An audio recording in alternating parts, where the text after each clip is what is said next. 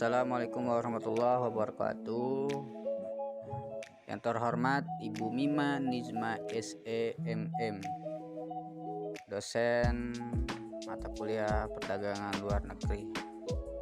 Di sini kami dari kelompok 5 ingin mempresentasikan pertemuan kali ini tentang kontrak bisnis ekspor yang beranggotakan nama saya Reuri Alayubi NPM 2020 14 500 739. Saya Nuraini NPM 2020 14 500 735. Nama saya Najmi Farah NPM 2020 14 500 787. Nah teman-teman, kita sudah memperkenalkan diri kita masing-masing dari setiap anggota kelompok 5.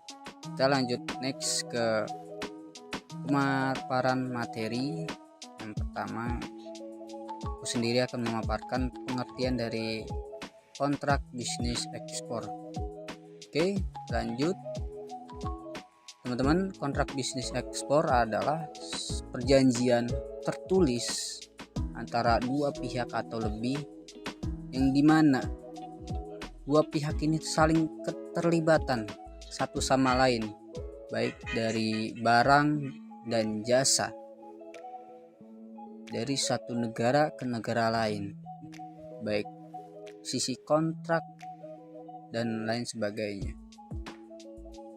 Kontrak bisnis ekspor juga adalah ini digunakan untuk mengatur berbagai aspek bisnis antara eksportir atau penjualan dan importir atau pembelian, yang dimana saling melibatkan transaksi internasional seperti penentuan harga jual barang, baik waktu pengiriman, syarat pembayaran, kualitas produk, asuransi, dan berbagai ketentuan lainnya. Jadi pengertian di sini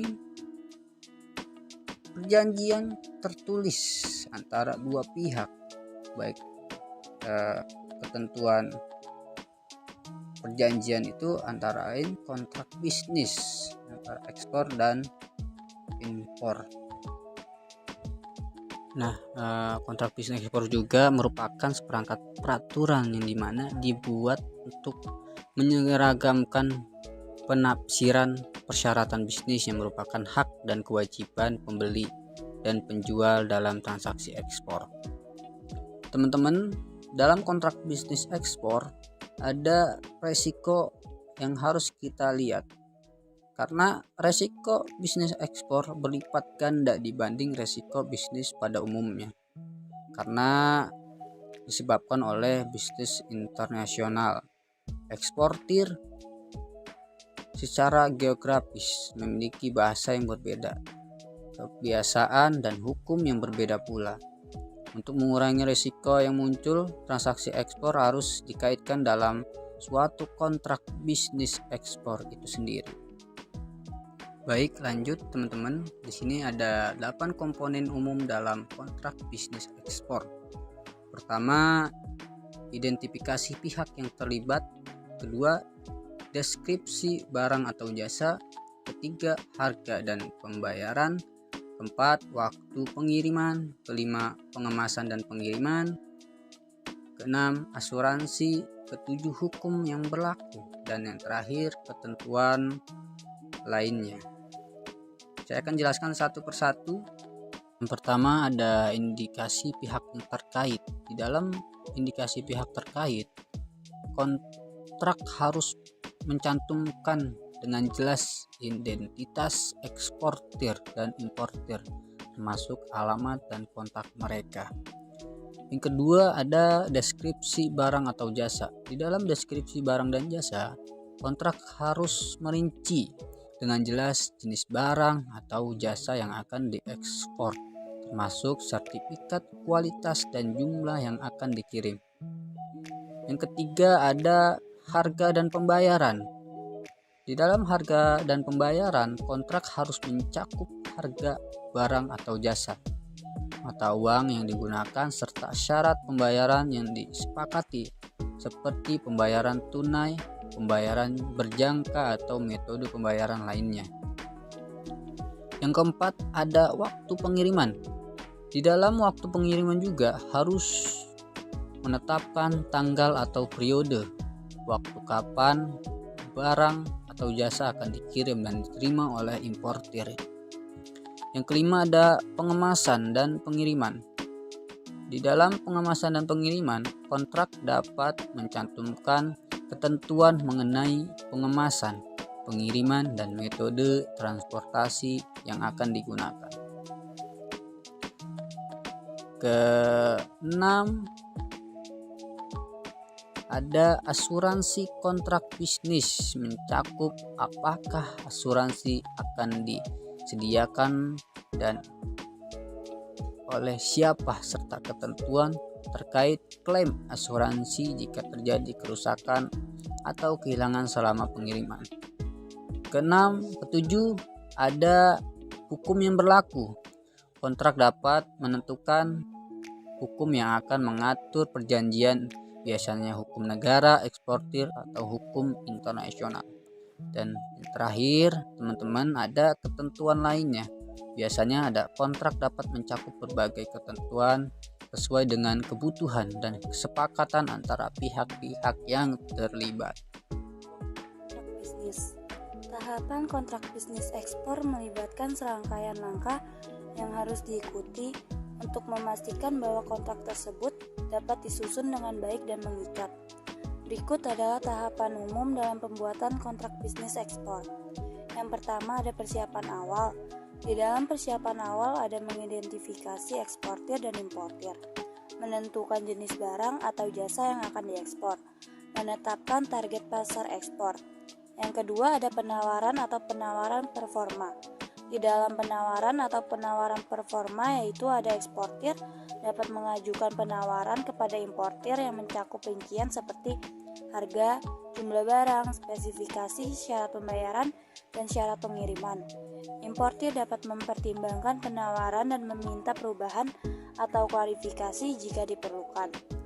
Yang ketiga, ada negosiasi pihak eksportir dan importir.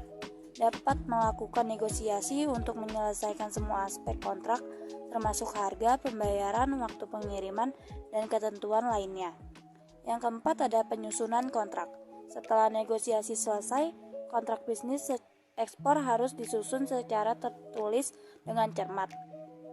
Yang kelima, ada pemeriksaan hukum. Pihak yang terlibat dalam memeriksa kontrak oleh seseorang profesional hukum yang berpengalaman dalam perdagangan internasional untuk memastikan bahwa semua aspek hukum telah diperhitungkan dengan baik. Yang keenam, ada tanda tangan kontrak. Setelah kontrak disetujui oleh kedua belah pihak dan telah melalui pemeriksaan hukum yang tepat, kontrak harus ditandatangani oleh eksportir dan importir. Yang ketujuh, ada pelaksanaan kontrak. Pihak-pihak harus melaksanakan semua kewajiban yang telah disepakati dalam kontrak, seperti pengiriman barang, pembayaran, dan asuransi. Yang kedelapan, ada penyelesaian sengketa jika diperlukan. Jika terjadi sengketa selama pelaksanaan kontrak, pihak-pihak harus mencari solusi damai atau mengacu pada ketentuan yang ada dalam kontrak untuk menyelesaikannya. Yang terakhir, ada penutupan kontrak. Setelah semua kewajiban dalam kontrak telah dilaksanakan dan tidak ada sengketa yang tersisa, kontrak bisnis ekspor dapat ditutup. Perlu diingat bahwa proses pembuatan kontrak bisnis ekspor dapat bervariasi, tergantung pada jenis barang atau jasa yang diekspor, negara asal, dan negara tujuannya. Oleh karena itu, selalu penting untuk berunding dengan profesional yang berpengalaman dalam perdagangan internasional dan memahami peraturan dan ketentuan yang berlaku di pasar ekspor Anda. Saya akan menjelaskan ketentuan umum kontrak bisnis, yaitu ketentuan umum dalam kontrak bisnis ekspor mencakup sejumlah perjanjian dan klausul standar yang biasanya ditemukan dalam kontrak semacam itu. Beberapa contoh kontrak bisnis yaitu seperti saat memasuki perjanjian bisnis formal dengan karyawan atau saat menyediakan produk dan layanan kepada klien. Contoh kontrak bisnis lainnya yakni seperti pada saat membeli produk serta layanan dari bisnis lainnya atau saat melindungi informasi rahasia bisnis. Berikut ini adalah beberapa ketentuan umum yang seringkali termasuk dalam kontrak bisnis ekspor, yaitu 1. Ada pihak-pihak yang terlibat. Terus yang kedua ada deskripsi barang atau jasa. Yang ketiga ada harga dan syarat pembayaran. Keempat ada kuantitas dan volume. Kelima ada waktu pengiriman. Keenam ada pengemasan dan pengiriman. 7 ada asuransi. 8 ada kualitas dan inspeksi. 9 ada ketentuan hukum. 10 ada penyelesaian sengketa. 11 ada ketentuan pajak dan biaya. 12 ada ketentuan perubahan dan pembatalan. 13 ada ketentuan kerahasiaan. Dan yang terakhir 14 ada ketentuan hasilnya. Menurut Amir MS, kewajiban pembeli importir dalam kontrak bisnis ekspor antara lain, yang pertama itu ada membayar harga sesuai kontrak. Yang kedua ada mengusahakan lisensi ekspor, impor, dan prosedur lainnya. Yang ketiga ada mengambil barang sesegera mungkin setelah barang sampai. Yang keempat ada memikul resiko kehilangan atau kerusakan. Yang kelima ada membayar seluruh biaya barang sejak barang sampai sesuai ketentuannya. Yang keenam ada menyediakan bagi penjual bukti-bukti telah mengambil oper penyerahan barang. Yang ketujuh ada membayar biaya pemeriksaan pengapalan kecuali disetujui lain. Yang kedelapan ada membayar seluruh tagihan untuk memperoleh dokumen atau pesan elektronik sejenisnya, serta mengganti biaya bantuan yang dilakukan oleh penjual. Kontrak bisnis ekspor sebaiknya dibuat secara tertulis agar memiliki dasar hukum yang kuat, karena kontrak bisnis ekspor ini akan menjadi dasar utama pembuatan kontrak lanjutan, seperti kontrak pengangkutan barang, baik melalui laut, udara, darat, atau bill of lading yang diterbitkan oleh perusahaan pelayaran, kontrak jaminan asuransi atau polis asuransi yang diterbitkan oleh perusahaan asuransi, kontrak pembukaan letter of credit yang diterbitkan oleh Bank Devisa, surat keterangan asal barang atau SKA yang diterbitkan oleh Kanwil Departemen Perdagangan dan lain-lainnya. Tahapan kontrak bisnis.